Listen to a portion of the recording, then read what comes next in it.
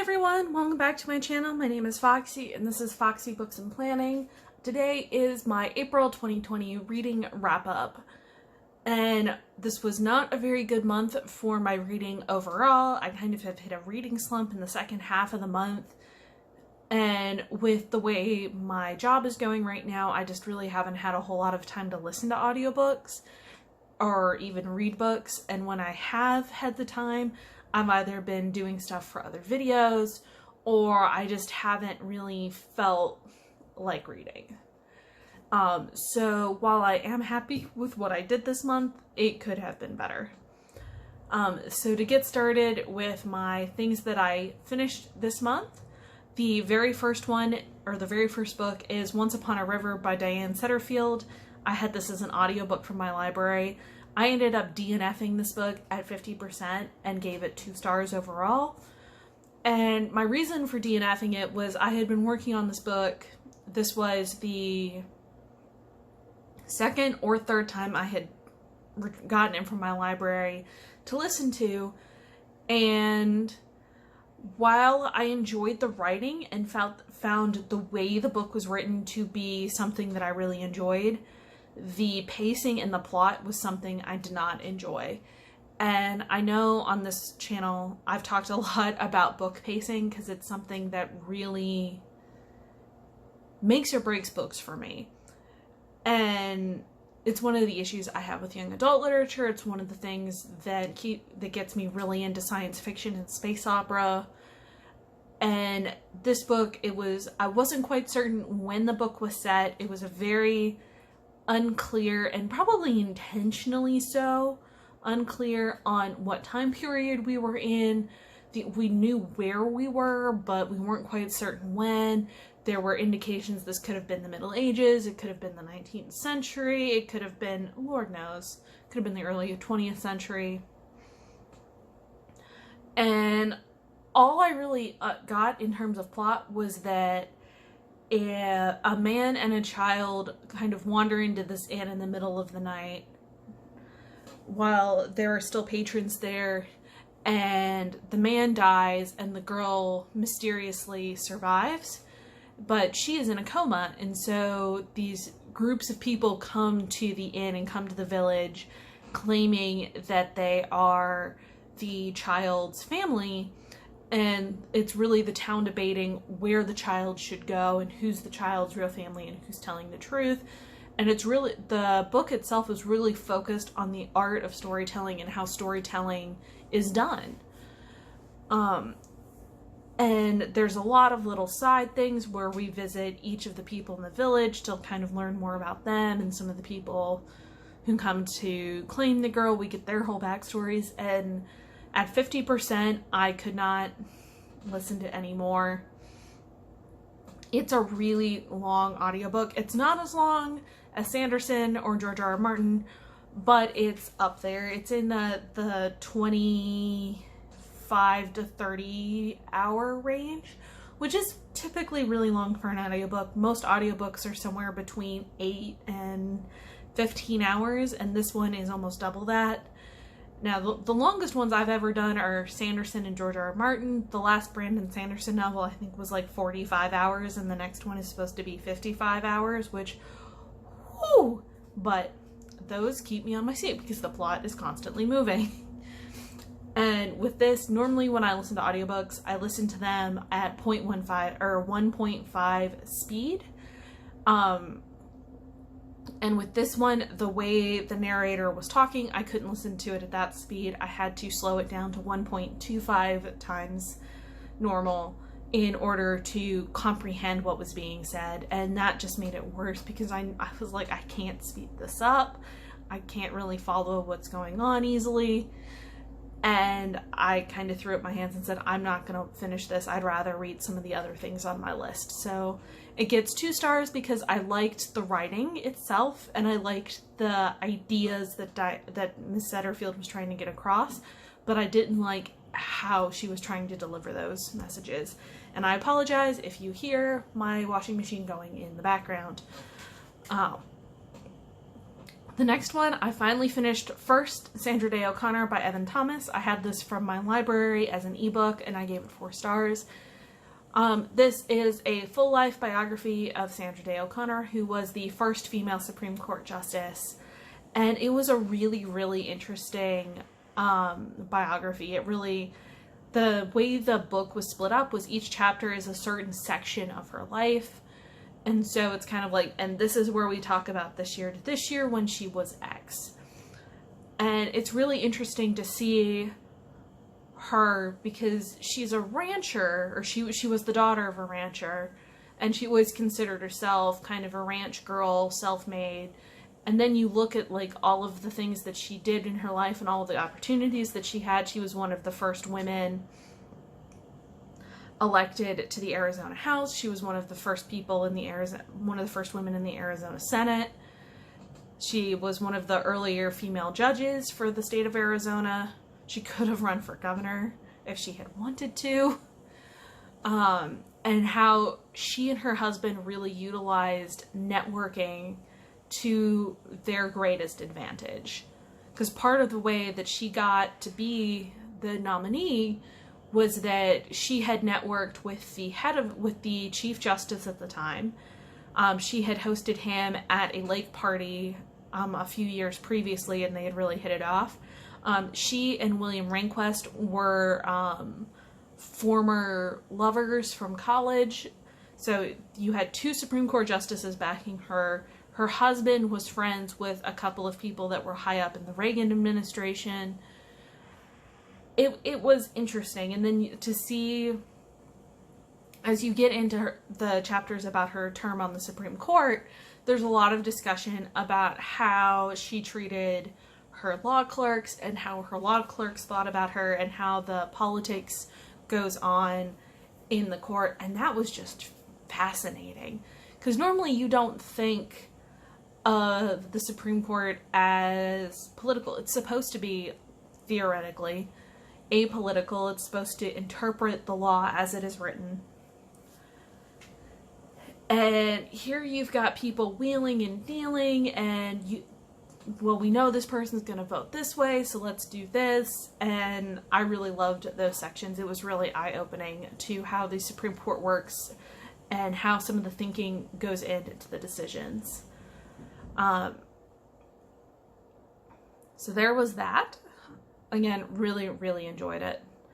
The next, I also finally finished The Untold Lives of the Women Killed by Jack the Ripper by Haley Rubenhold. I had this as a library ebook and I gave it 4 stars. This was another one. It was an interesting idea in that there are 5 sections, big sections. There's a conclusion and an epilogue as well. And each chapter tells the entire life story of one of Jack the Ripper's 5 canonical victims. And at the end, there's kind of a wrap-up of these kind of presenting Ms. Rubenhold's theses and why she thought the book was important for today and the readers of today. The women in general, a lot of it is kind of repetitive because you had 4 lower middle class women, variety of different backgrounds, but all kind of had the same rhythm to their lives. And then the 5th one, whose name is escaping me, I will probably leave myself a sarcastic comment about it. She was the only one that was actually a known working prostitute. And there's almost nothing known about her life, so her section is very short.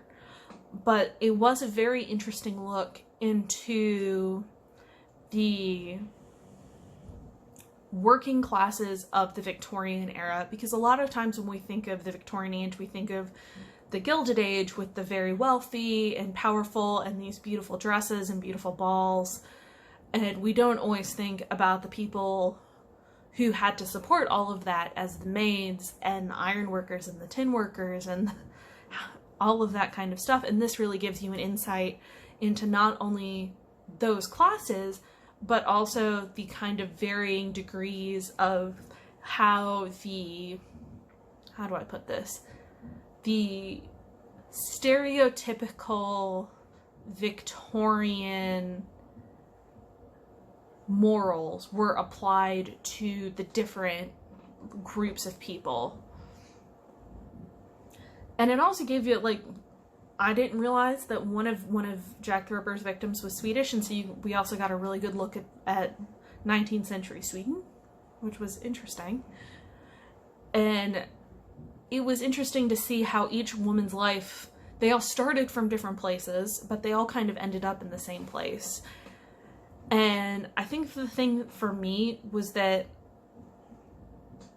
I got a little bogged down in the repetitiveness, especially as the stories get more and more drawn out, as we get more and more detail, as we get closer to their untimely deaths.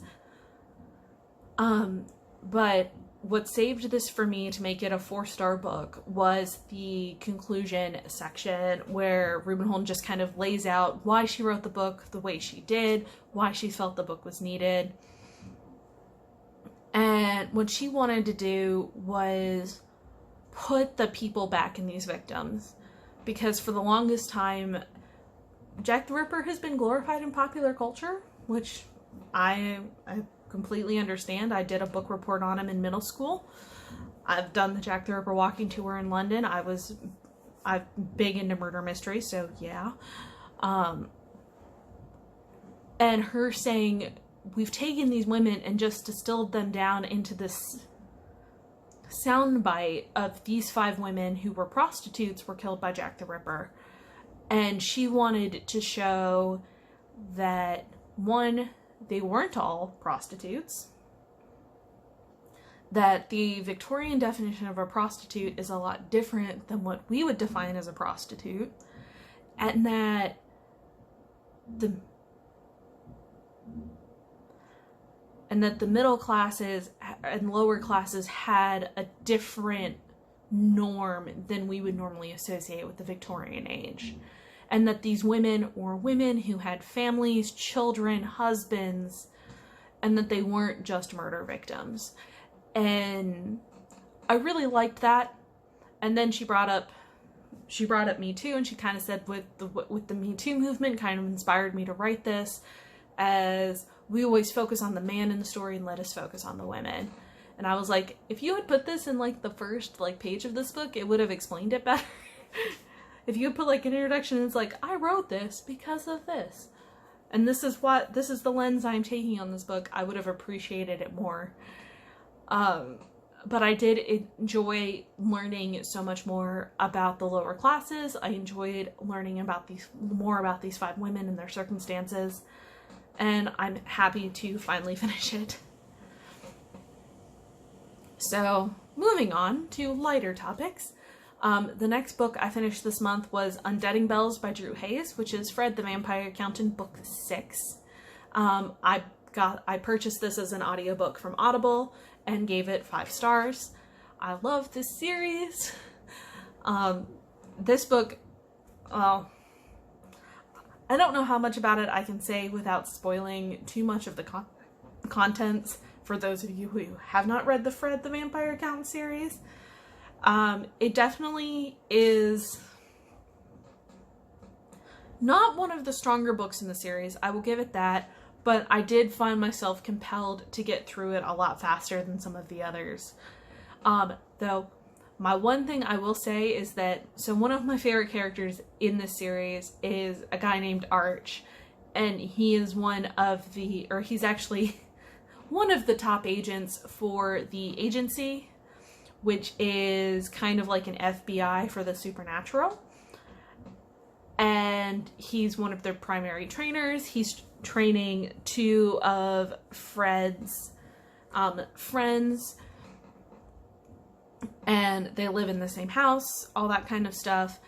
And we know who all the other creatures are except Arch. Arch was introduced in book 2? I believe book 2. And we are in book 6, and we still don't know what flavor of supernatural he is. I have my theories, And you get kind of a little tease at the end of Undeading Bells in the last, like, paragraph of the book. Like, it's kind of like, and are you blah? And Arch is like, nope, sorry, wrong guess. And I'm just like, Drew Hayes, I have waited 6 months for this book so you could tell me what Arch was. I'm glad I learned what Sheriff Thorgood was, but I want to know what Arch is, and I swear to God, if you take another year to write another one, I will strangle you. But yeah, I really enjoy these books. My spouse really enjoys them, and we are really, really looking forward to the next installment, and I swear to God, please tell me what Arch is, or I'm going to start writing fan fiction, and you're not gonna like it. Anyway, moving on. The next book I finished is Always Be My Banshee by Molly Harper. This is book 4 in the Mystic Bayou series. This is an Audible original series, which I gave 4 stars. I have read all the other installments in the Mystic Bayou series, and I think this one might be the last. The ending kind of ties up all of the loose threads from all the previous books. I think this is the weakest entry, personally. Because we're following a touch psychic and a banshee who have both been brought in by the council? I don't know. Another similar kind of supernatural governing body. They both work for the supernatural governing body, one in DC and one in Dublin, Ireland, and they are brought to Mystic Bayou to do research on a mysterious artifact that was pulled out of the bayou that the characters believe what is the cause of the rift that has kind of made Mystic Bayou this haven for supernatural creatures and supernaturally gifted people. And this is romance, and I think the romance really fell down on this book because, again, pacing. Nothing really happens until halfway through the book. And then we're jamming a love story, a mystery into 4 hours. The first 4 hours is kind of meandering, and I didn't really believe the romance part of this book as much as I believed the romance in the others. And while I did enjoy the introduction of the Banshee, not really happy with how it ended. I'm happy that we managed to tie all the loose ends up. But in comparison to, like, How to Date Your Dragon and the Selkie one, those two are... How to Date Your Dragon is definitely the best one, but it's also the first.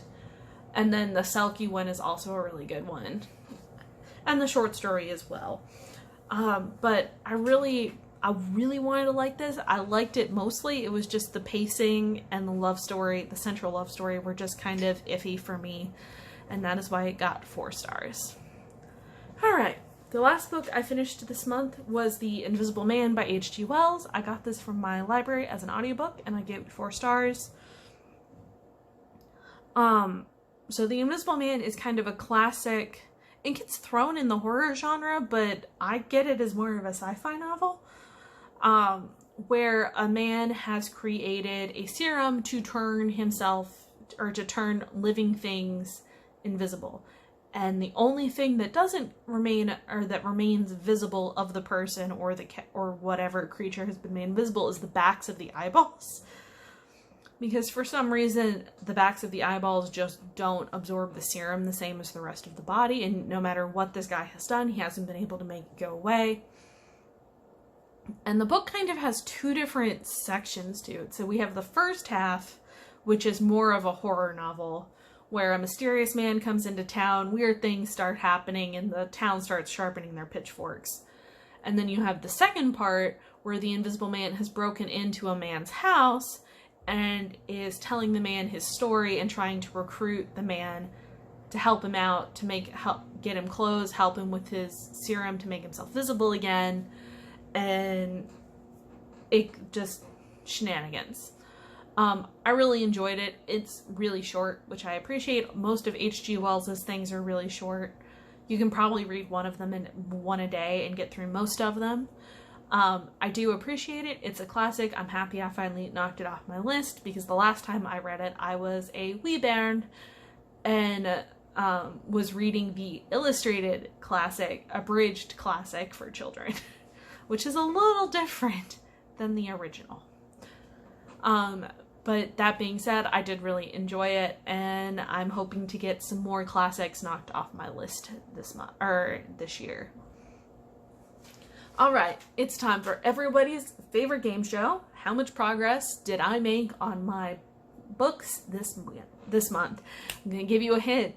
Those books that I never make progress on, I haven't made progress on them this month. But to start off with, the first book that I have on here is 100 Years of Solitude by Gabriel Garcia Marquez. This one's kind of it's about a town and kind of tells the story of the town while they are kind of secluded from the rest of the South American country that they're in, because I'm just trying to figure out what country they're in, but they're in South America somewhere. Probably Colombia or probably.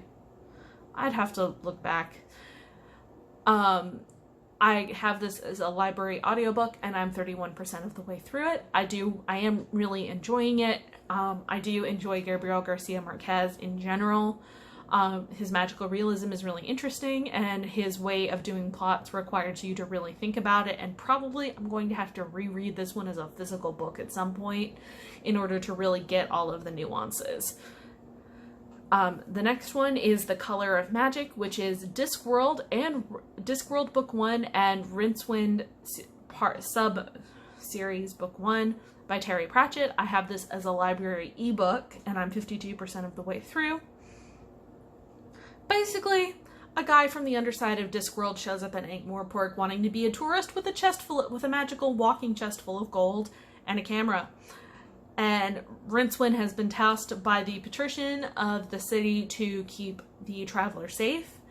And then he gets word from the emperor of the empire that's on the underside of Discworld that the emperor would like that man dead. And so Rincewind has been told, keep this man safe or we're going to kill you. And then the patrician turns around and sends a bunch of people out to try and kill him, and shenanigans ensues, as it always does in Discworld.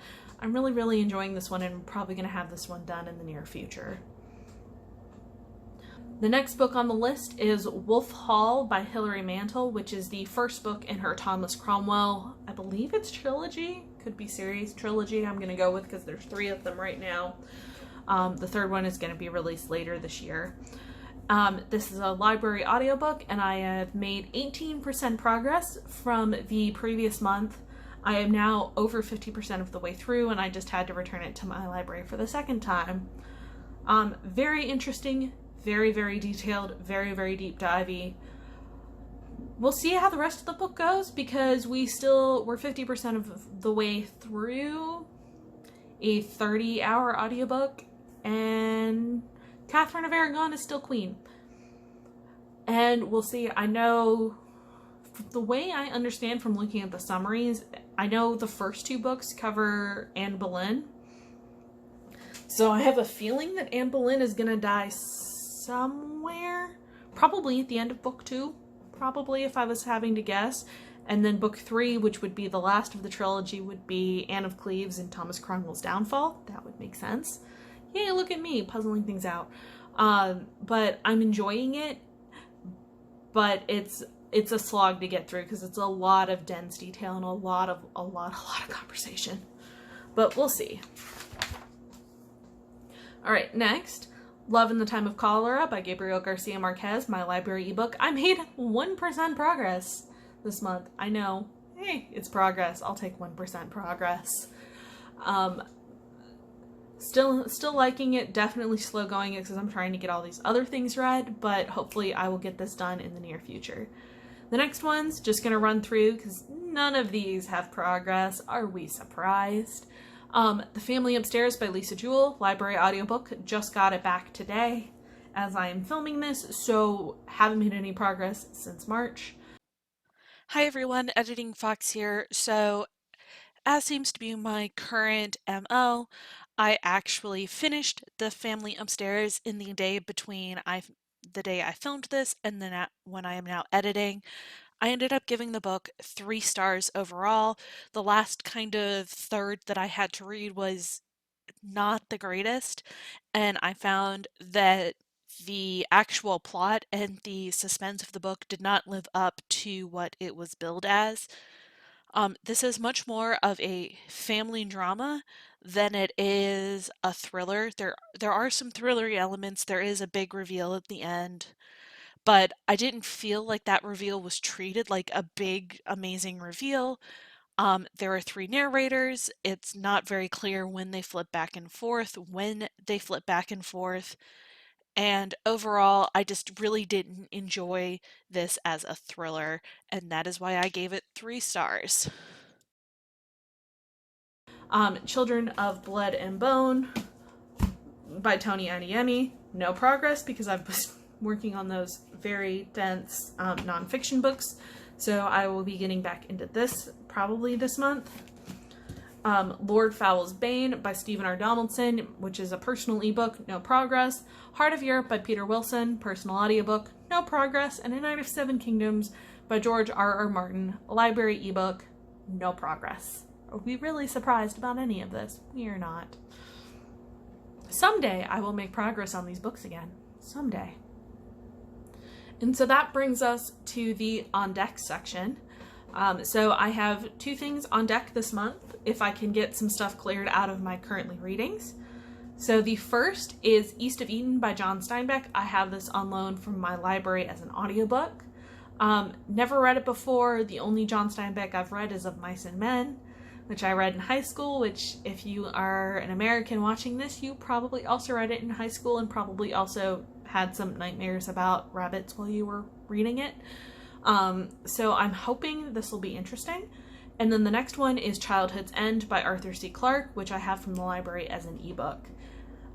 Childhood's End is a first contact kind of book that I'm really, really interested in to get into, and it's also on my 100 science fiction and fantasy novels from NPR. So with that, we have gotten to the end of the video, so it's time to look at the statistics for the month of April. So for April, I've read 6 books.